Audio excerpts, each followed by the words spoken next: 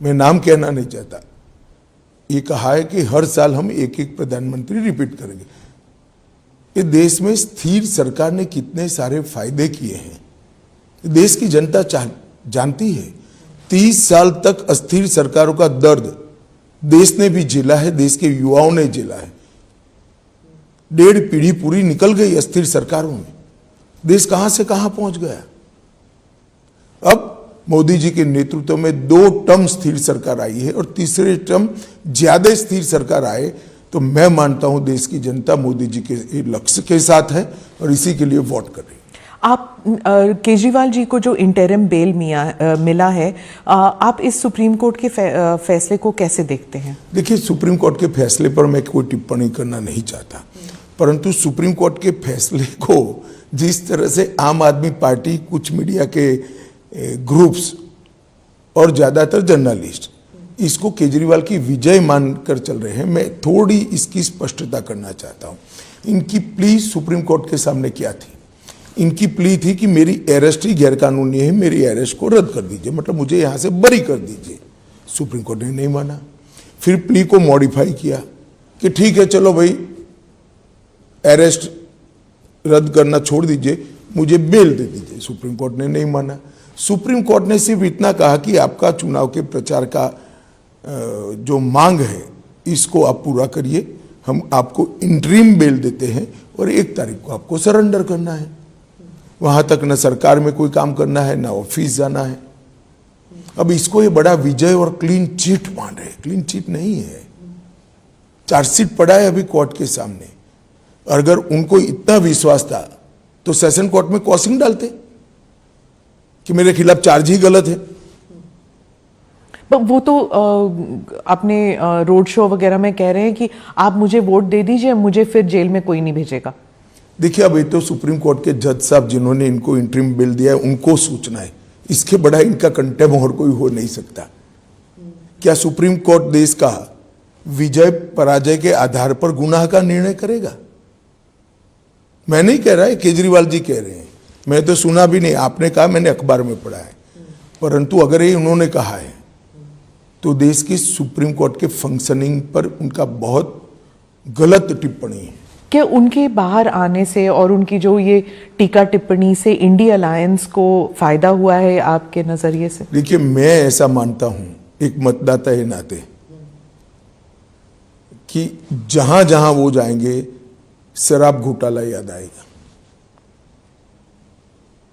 अब फायदा हो गया, नुकसान आप तय कर लीजिए। पंजाब में हाँ, प्रचार में जहां जहां जाएंगे शराब घोटाला ही लोगों को दिखाई देगा। कई लोगों को तो बड़ी बोतल दिखाई पड़ेगी। मैं उड़ीसा की तरफ मुड़ती हूँ। प्रधानमंत्री ने नवीन बाबू के खिलाफ एक बहुत ही स्ट्रॉन्ग स्टेटमेंट किया था और नवीन बाबू ने भी फिर एक वीडियो बनाया। पहले कभी ऐसे होता नहीं था उड़ीसा में प्रधानमंत्री जी और नवीन बाबू के बारे में, मतलब कोई एक दूसरे के खिलाफ ऐसे पर्सनल स्टेटमेंट्स करें। नहीं, देखिए, किसी भी नेता का स्टेटमेंट जो होता है वो हालिया स्थिति को देखकर किया जाता है। अभी की स्थिति को देखकर प्रधानमंत्री जी ने स्टेटमेंट किया और मैं भी मान रहा हूं कि वहां सरकार बदलने जा रही है। सेंटर के लिए एंड स्टेट, वहां पे दोनों इलेक्शंस चल रहे हैं। दोनों इलेक्शन है। राज्य सरकार इस बार भारतीय जनता पार्टी की बनेगी। कश्मीर में पीसफुल पोलिंग और बंगाल में हिंसा, ये हुआ है चौथे राउंड में।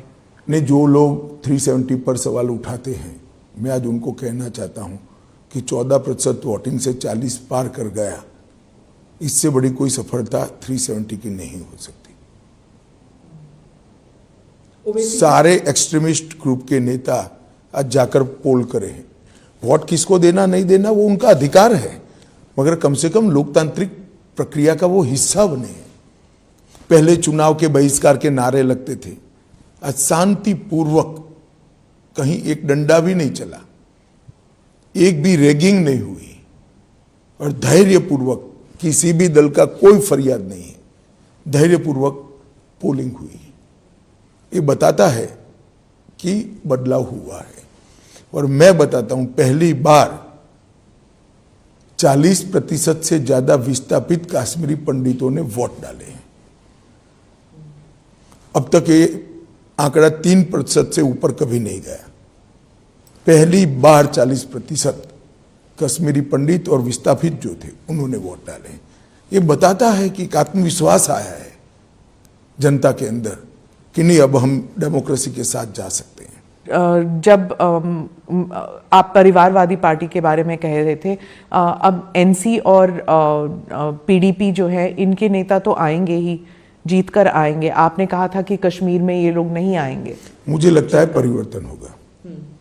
देखिए, ये पूरे इंडिया अलायंस का कैरेक्टर एक प्रकार से कहीं ना कहीं मिला जुला है, इसीलिए इनका एक जमघट बना है।